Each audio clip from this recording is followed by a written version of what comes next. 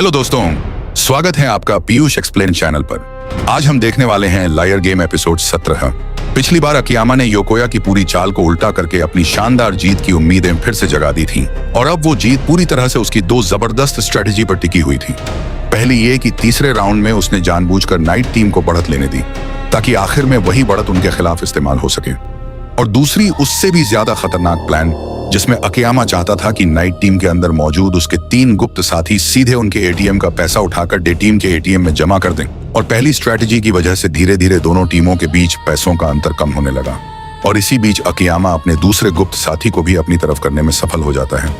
लेकिन दूसरी तरफ योकोया को कुछ गड़बड़ होने का एहसास होने लगा था और उसने अपने आदमियों को हर समय डे टीम पर नजर रखने का ऑर्डर दे दिया। तीसरा राउंड शुरू होने से पहले ही योकोया ने पूरी टीम को इकट्ठा करके कहा था कि इस गेम में हर फैसला मैं लूंगा और सारे कार्ड और सारे ऑपरेशन मेरे कंट्रोल में रहेंगे, जिसको सुनकर कई खिलाड़ियों ने विरोध किया और पूछा कि क्या तुम सारा पैसा अकेले अपने पास रखना चाहते हो।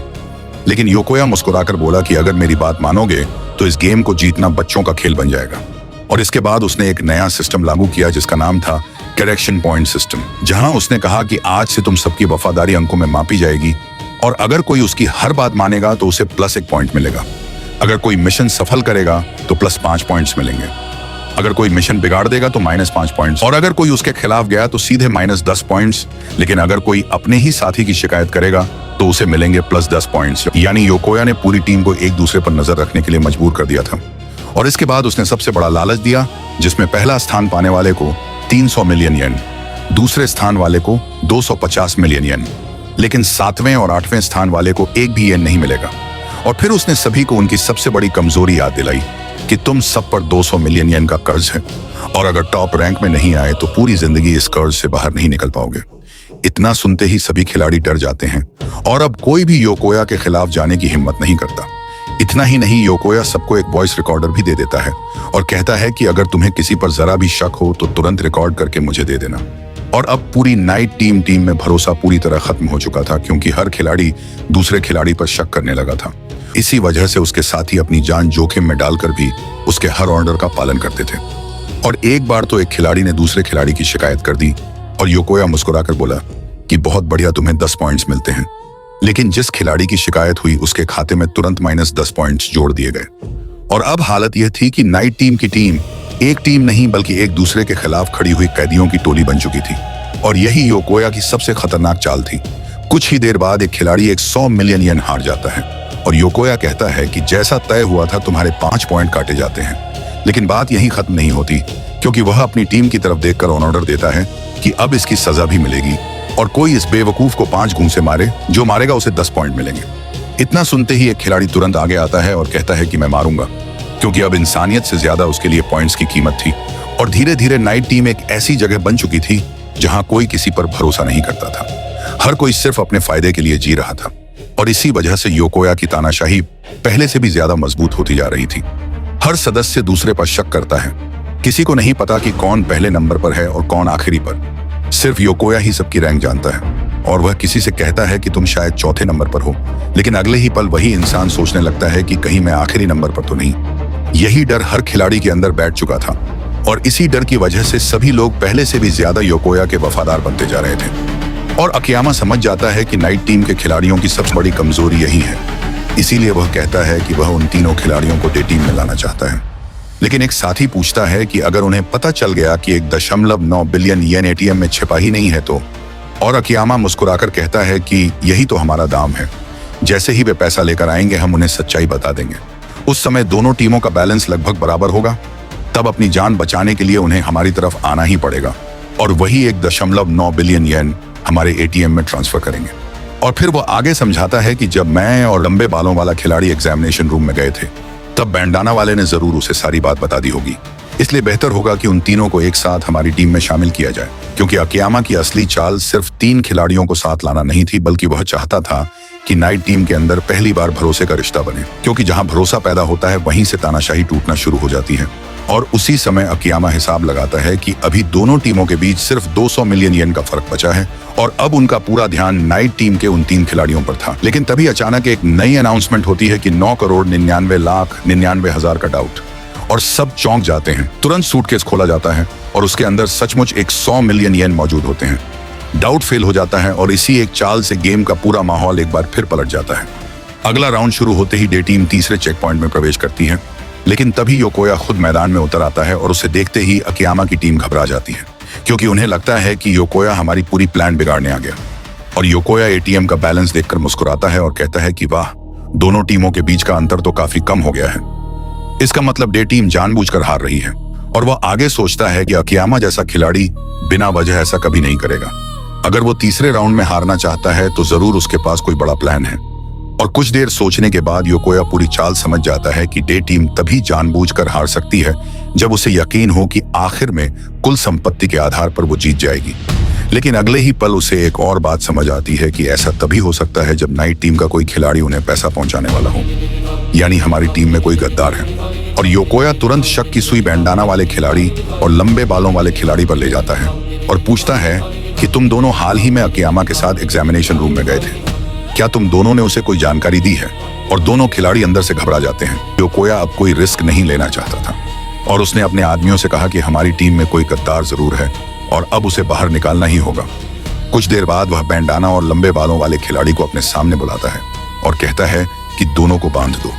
उसके आदमी तुरंत उन्हें पकड़ लेते हैं, लेकिन योकोया ठंडे चेहरे के साथ कहता है कि मुझे शक है कि तुम दोनों डे टीम के साथ मिले हुए हो। और फिर वह उनके सामने एक नया खेल रखता है जिसका नाम है कन्फेशन गेम, जहां योकोया नियम समझाते हुए कहता है कि तुम्हारे पास 10 मिनट हैं और अगर इस दौरान तुम डे टीम के साथ अपने रिश्ते की पूरी सच्चाई बता दोगे तो तुम्हें 50 पॉइंट मिलेंगे। साथ ही मैं तुम्हें 200 मिलियन येन का बोनस भी दूंगा, जिससे तुम इस गेम से अमीर बनकर निकल जाओ। लेकिन फिर वह अपनी असली धमकी देता है कि अगर तुमने पहले से सच बताने का फैसला किया था और अब भी छुपाने की कोशिश की तो सीधे 100 पॉइंट काट लिए जाएंगे। और अब दोनों खिलाड़ियों के सामने एक ही सवाल था, अकियामा का साथ निभाएं या अपनी जान बचाने के लिए योकोया के सामने सब कुछ कबूल कर लें। और योकोया मुस्कुराते हुए दोनों खिलाड़ियों से कहता है कि अगर तुम दोनों ने अगले 10 मिनट तक कुछ भी कबूल नहीं किया तो मैं मान लूंगा कि तुम दोनों बेगुनाह हो और तुम्हें छोड़ दूंगा। बस यही इस गेम का नियम है। और अकियामा की चाल समझ चुके दोनों खिलाड़ी एक दूसरे की तरफ देखते हैं, जहां उनमें से एक मन ही मन सोचता है कि ये तो बिल्कुल प्रिजनर्स डिलेमा जैसा है। और योकोया फिर बोलता है कि जिसने पहले से सच कबूल करने का फैसला कर लिया हो वो अपने दाएं पैर को हल्का सा उठा दे। और गेम शुरू होते ही कमरे में अचानक सन्नाटा छा जाता है। अकागी सोचता है कि नहीं, मैं अकियामा को धोखा नहीं दे सकता। शिबायामा भी खुद को समझाता है कि मुझे कुछ नहीं बोलना है, चाहे कुछ भी हो जाए। और तभी थक की हल्की सी आवाज सुनाई देती है, जिससे अकागी घबरा जाता है कि ये कैसी आवाज थी और क्या शिबायामा ने अपना पैर उठा दिया। लेकिन अगले ही पल फिर सन्नाटा छा जाता है और वह समझ नहीं पाता कि आखिर हो क्या रहा है, क्योंकि असल में योकोया ने दोनों की आंखों पर पट्टी बंधवा दी थी और उनसे कहा था कि सिर्फ सुनो देखो मत, क्योंकि उसे पता था कि इंसान सच से कम अपनी कल्पनाओं से ज्यादा डरता है और एक छोटी सी आवाज भी उनके दिमाग में हजारों शक पैदा कर देती है।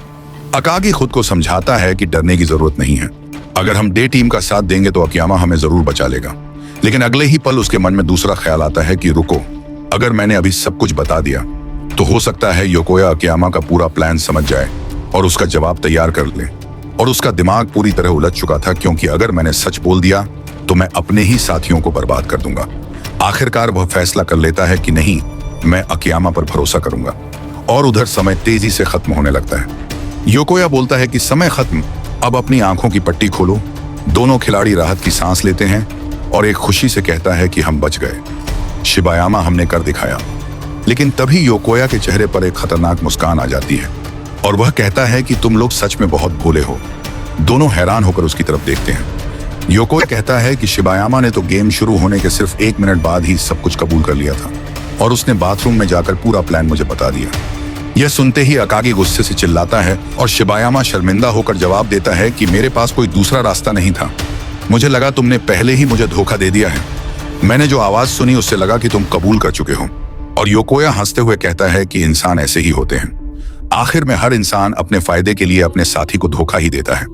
यह सुनकर दोनों खिलाड़ियों के चेहरे पूरी तरह उतर जाते हैं, क्योंकि उन्होंने समझ लिया था कि वे अकियामा की सबसे अहम स्ट्रेटजी खुद अपने हाथों से बर्बाद कर चुके हैं। और शिबायामा तुरंत खुश होकर कहता है कि योकोया जैसा वादा किया था, अब मुझे 50 पॉइंट मिलेंगे ना। लेकिन योकोया मुस्कुराकर जवाब देता है कि अभी नहीं। शिबायामा हैरान रह जाता है और पूछता है कि क्या मतलब। और योकोया कहता है कि तुमने बताया कि अकियामा शिबायामा अकागी और हसेगावा को अपनी टीम में शामिल करना चाहता है, लेकिन मुझे अभी तक नहीं पता कि तुम्हारी बात सच है या झूठ। इसलिए वे अपनी अगली चाल चलता है और कहता है कि अगले राउंड में मैं हसेगावा को एग्जामिनेशन रूम भेजूंगा। अगर अकियामा उसे भी वही बात बताएगा जो तुमने कही है, तभी मैं मानूंगा कि तुम सच बोल रहे थे और तभी तुम्हें तुम्हारे 50 पॉइंट मिलेंगे। और शिबायामा के पास कोई जवाब नहीं बचता। वह सिर्फ इतना कह पाता है कि मुझे कोई शिकायत नहीं है। उधर अकियामा और उसकी टीम अपने प्लान के मुताबिक गेम खेलते रहते हैं। तीसरे राउंड में फिर से 9,99,98,000 येन का टाउट लगाया जाता है और इस बार भी उनका प्लान काम कर जाता है और दोनों टीमों के एटीएम के बीच का अंतर और भी कम हो जाता है।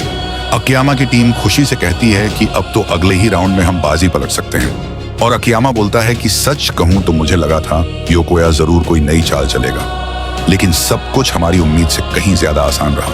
लेकिन उन्हें बिल्कुल भी अंदाजा नहीं था कि उस समय नाइट टीम में कन्फेशन गेम खेला जा चुका था और उनकी पूरी स्ट्रेटेजी अब लगभग योकोया के हाथ लग चुकी थी।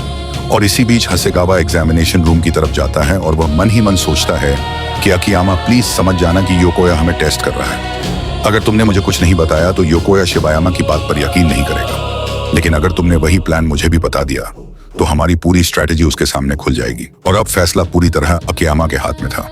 एग्जामिनेशन रूम के अंदर दोनों के बीच काफी देर तक बातचीत होती है और बाहर सभी लोग बेसब्री से इंतजार कर रहे थे। कुछ देर बाद 100 मिलियन येन का डाउट फिर से अनाउंस होता है और इसके बाद योकोया हसेगावा से पूछता है कि तो बताओ अकियामा ने तुमसे क्या कहा। और हसेगावा बिना झिझक जवाब देता है कि बिल्कुल वही जो शिबायामा ने बताया था। अकियामा ने मुझे भी वही स्ट्रेटेजी अपनाने के लिए कहा। इतना सुनते ही योकोया के चेहरे पर मुस्कान आ जाती है और वह कहता है कि अब मुझे पूरी तरह समझ आ गया कि डे टीम क्या करने वाली है। शिबायामा तुरंत उत्साहित होकर पूछता है कि तो अब मेरे 50 पॉइंट, और योकोया सिर हिलाते हुए कहता है कि हाँ, इस बार तुमने सच बोला था, तुम्हें तुम्हारा इनाम मिलेगा। और इसके बाद योकोया अपनी सबसे खतरनाक चाल का खुलासा करता है। फिर वह आकागी की तरफ देखकर मुस्कुराता है और कहता है कि उदास मत हो, अभी भी तुम्हारे पास अपनी वफादारी साबित करने का मौका है और इस प्लान का सबसे अहम मोहरा तुम बनने वाले हो। यहीं पर लायर गेम एपिसोड 17 एंड होता है। लेकिन क्या अकियामा योकोया की इस खतरनाक चाल का जवाब दे पाएगा? क्या उसकी पूरी स्ट्रेटेजी अब बर्बाद हो चुकी है या फिर उसके पास अभी भी कोई ऐसा मास्टर प्लान है जो गेम को पूरी तरह पलट देगा? ये सब जानेंगे अगले धमाकेदार एपिसोड में। अगर वीडियो पसंद आया हो तो लाइक करें, शेयर करें और पीयूष एक्सप्लेन को सब्सक्राइब करना बिल्कुल मत भूलिए, ताकि ऐसी ही शानदार एनीमे एक्सप्लेन वीडियो सबसे पहले आप तक पहुंचती रहें। मिलते हैं अगले धमाकेदार एपिसोड में।